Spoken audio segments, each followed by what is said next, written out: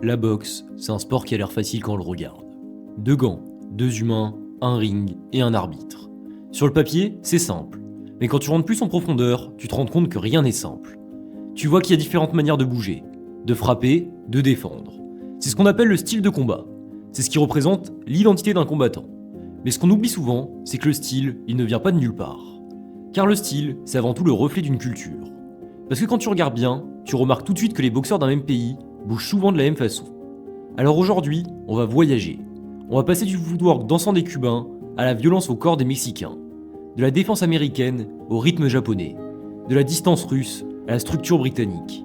Et on ira même plus loin, Philippines, Brésil, Allemagne, Argentine, Thaïlande, car chaque pays a quelque chose de spécial. Aujourd'hui, on décortique pas seulement un combattant, on décortique tous les styles de boxe. Juste avant de commencer, petit rappel rapide, la plupart de mes vidéos sont démonétisées. Du coup, si tu veux soutenir la chaîne, tu peux le faire en t'abonnant à la souscription à 1,99€. C'est pas grand chose, mais pour moi ça change tout. Merci à ceux qui le font, et maintenant, je vous souhaite une très bonne vidéo. Lorsqu'on parle de boxe américaine, le mot qui revient souvent est maîtrise. Car la boxe aux États-Unis a toujours été bien plus qu'un sport. C'est un spectacle, et surtout, un marché très lucratif. L'important est bien évidemment de gagner, mais il faut également convaincre. Et cette obligation va créer un style bien particulier. La base de ce style, c'est le fameux filichel, une façon de te protéger en boxe. Tu places ton épaule avant très haut pour couvrir ton menton. Ton bras arrière reste près de ton visage comme un bouclier, ton autre main descend un peu pour parer et contrer, ton corps est légèrement tourné de côté pour offrir moins de surface, et l'idée, c'est de laisser les coups glisser sur ton épaule au lieu de les prendre plein visage. Les boxeurs américains sont également à l'aise dans la poche, parce qu'ils ont l'habitude et sont donc calmes et précis dans cet espace. Leur déplacement tourne autour de leur adversaire au lieu d'aller tout droit, ce qui leur donne donc des angles. Et surtout, ils cherchent des coups propres, car pour eux, gagner c'est bien, mais gagner en construisant chaque action avec style et contrôle, c'est mieux. En gros, le style américain valorise le coup net, la construction et la lecture. Le boxeur mexicain, lui, c'est différent, car la base de son style, c'est de ne jamais reculer. On peut presque dire que c'est l'inverse de la boxe américaine. C'est un style frontal, une manière de dire, si tu veux me battre, il va falloir m'arrêter. La signature, c'est le travail à courte distance. Crochet, uppercut et surtout, toucher au corps pour user l'adversaire. Tu l'as compris, ils adorent rester dans la poche. Parce que c'est là qu'ils peuvent user l'adversaire, l'étouffer et le casser avec du volume et de la pression. Leurs déplacements sont assez simples, parfois qualifiés de brouillons. Ils ont souvent tendance à croiser les pieds ou avancer un peu trop. Mais ce n'est pas un problème, pour eux qui misent sur le rythme et la présence. Et ce style bagarreur ne vient pas de nulle part. Aux États-Unis par exemple, il y a une culture amateur énorme. Au Mexique, beaucoup moins. Les jeunes passent très tôt pro. Les plus prometteurs, même dans les alentours de 15 ou 16 ans. Les fans également sont différents. Puisqu'au Mexique, si tu recules trop, tu te fais huer. Pareil si tu fais un combat tactique, tu peux être sûr que tu seras critiqué. Les Mexicains combattent donc comme ça, car ils ont une réelle culture du combat. En résumé, la boxe mexicaine c'est simple. T'avances, tu frappes au corps, et surtout, tu refuses toujours d'abandonner. Le boxeur japonais, c'est encore autre chose. Car lui, il mise sur la vitesse, la technique et une volonté qui ne se brise jamais. Leur style est agressif, mais c'est une pression construite. Leur marque de fabrique, c'est le rythme. Beaucoup de vitesse et un petit mouvement avant-arrière qui leur permet d'entrer, toucher et sortir avant la riposte, plus connu sous le nom de in and out.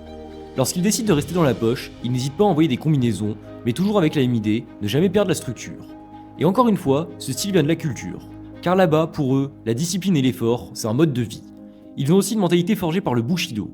Courage, honneur, endurance.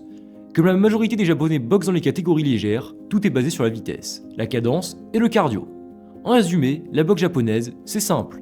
Une pression propre, une technique stricte et un mental impossible à briser. Le boxeur cubain, lui, c'est plutôt un ovni. Un style que tu peux reconnaître en 2 secondes parce que t'as l'impression qu'il danse. La base de ce style, c'est le footwork. Un mélange de pas glissés, de petits rebonds et de déplacements latéraux. Et ça paraît plutôt logique quand on sait que tout repose sur une règle simple, toucher sans être touché. Ils ont l'habitude de boxer en contre-attaque, en t'invitant à frapper, pour finalement placer leur touche. Leur garde est souvent relâchée, et leur jab sert de régulateur, car ils construisent tous leur jeu autour de ça. Et pour une fois, ce style ne vient pas de la rue. Il a été construit, quasiment ingénierisé. Dans les années 60, des entraîneurs soviétiques viennent à Cuba pour structurer la boxe du pays. Ils y apportent la logique du pointage, l'analyse et la précision.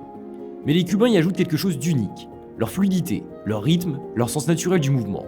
Car depuis l'interdiction de la boxe professionnelle sous Castro, tout système s'est tourné vers l'amateurisme. Donc tout est pensé pour marquer propre, bouger et dominer sans jamais se faire toucher. En résumé, la boxe cubaine c'est simple. Un mélange de science, de danse et de pure intelligence. Le style russe, lui, est sans doute le style le plus structuré, car c'est une boxe construite pour gagner sans prendre de risques. La base, c'est la gestion de distance. Tout leur jeu repose sur leur jab, et dès que tu vas commencer à t'exposer, là ils lâchent leur droite ou leur fameux crochet par-dessus la garde, leur spécialité maison. Leur footwork est particulier, un mélange de petits rebonds, de pas latéraux et d'un mouvement pendulaire. Leur force, c'est la même logique que les Cubains. Toucher sans se faire toucher, mais sans la danse ni le flow. Chez eux, il n'y a aucune place à la fantaisie. Et cela s'explique par le fait qu'il a été construit à l'époque de l'URSS, quand la boxe était déjà un sport d'État, et ils voulaient donc des médailles. Les entraîneurs soviétiques voyaient la boxe comme un jeu d'échecs. Ils construisaient leurs boxeurs à la dure, avec de la technique et beaucoup de répétitions, jusqu'à l'exécution parfaite. En résumé, la boxe russe, c'est simple. Distance, timing, précision et zéro risque inutile. Le style britannique, c'est un style que tu reconnais vite. Juste une structure solide et une logique simple, le jab avant tout. La base repose sur une garde haute, presque scolaire, mais leur outil principal, c'est leur jab. Ils s'en servent pour tout. Mesurer la distance, contrôler l'échange, préparer les gros coups. Leur footwork, lui, est plutôt classique. Des pas courts, des déplacements linéaires. Mais ce qui les rend dangereux, c'est leur stabilité. En clair, c'est une boxe pour l'efficacité. Une vraie mécanique précise autour du jab cross, des crochets courts et d'un travail propre à mi-distance. Et une nouvelle fois, si les Britanniques boxent comme ça, il y a une raison. Leur système amateur est très ancien et extrêmement strict. On y enseigne la technique pure, bien cadrée, bien touchée, bien marquer les points. Pendant des décennies, c'est le jab qui gagnait les combats amateurs au Royaume-Uni, donc c'est devenu une obsession nationale. En résumé, la boxe britannique, c'est simple. Une garde solide, un jab chirurgical et une efficacité sans fioriture. Le style philippin, lui, est plutôt construit sur la vitesse, les angles et la volonté. La base de leur boxe, c'est les angles. Ils avancent, décalent et envoient des courtes combinaisons. Leur boxe n'est pas parfaite techniquement, mais envoyée avec une conviction qui fait toute la différence. Et ce style vient de leur culture du combat. Là-bas, n'importe qui peut boxer, n'importe où. Les héros nationaux, comme Manny Pacquiao, ont forgé une mentalité qui repose sur la pression, les angles, le volume et le cœur. En résumé, la boxe philippine, c'est de la vitesse, des rafales et une détermination impossible à briser. Maintenant, direction le Brésil. Et leur boxeur, c'est un mélange rare. La base de leur style, c'est la fluidité. Ils mélangent technique, spontanéité et aiment surprendre. Leurs déplacements sont larges et utilisent énormément les angles. C'est une boxe rythmée parfois audacieuse, avec une liberté dans la manière de construire les combinaisons. Et ce style vient du fait que, on le sait, ils ont une énorme culture foot, musique et flow. Les hanches bougent, les appuis sont vivants, et ça se ressent dans leur manière d'entrer et sortir. Beaucoup d'athlètes ont aussi trempé dans la capoeira, ce qui explique cette aisance naturelle à esquiver, pivoter et casser la distance.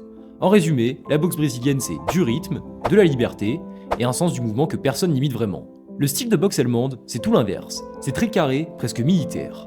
La première chose que l'on remarque directement, c'est leur garde haute. Les boxeurs allemands aiment aussi se mettre légèrement de profil pour devenir une cible plus fine. Depuis cette position, la main avant part également plus vite. Ce style est né d'un mélange unique. À l'ouest, l'influence européenne. Technique propre, structure simple. À l'est, l'héritage soviétique. Discipline, précision, répétition. Après la réunification, les deux mondes se sont fusionnés. Si je devais résumer, je dirais une garde béton, un jab chirurgical et zéro mouvement inutile. Le style argentin, lui, c'est un mélange intéressant entre la technique européenne et la mentalité sud-américaine. Leur signature, c'est la pression. Techniquement, ils utilisent beaucoup les droites longues, un héritage laissé des immigrés italiens. Mais leur arme préférée, c'est un cross puissant, souvent lancé en cloche, juste au-dessus de ta garde. Et il y a surtout une chose, le mental argentin, la culture du aguante, fait partie de leur ADN. En résumé, la boxe argentine c'est de la pression, des droites lourdes et une résistance presque insolente. Le style Thaï, lui, il surprend, et je suis sûr que tu t'attendais pas à le voir ici, mais la plupart des boxeurs viennent du Muay Thai, et évidemment, ça se voit. Leur posture est plus carrée, leur poids souvent sur la jambe arrière, et leur premier réflexe, c'est le lean back. Leur point fort est la courte distance, car ils n'ont pas peur du contact, ils ont grandi dans les combats dès l'enfance, et ils savent donc gérer la pression. En résumé, le style Thaï c'est un contrôle à distance différent, un instinct affûté, et une dureté forgée très tôt. Enfin, le style australien. C'est un style hybride, franchement difficile à classer, car il mélange énormément d'influences.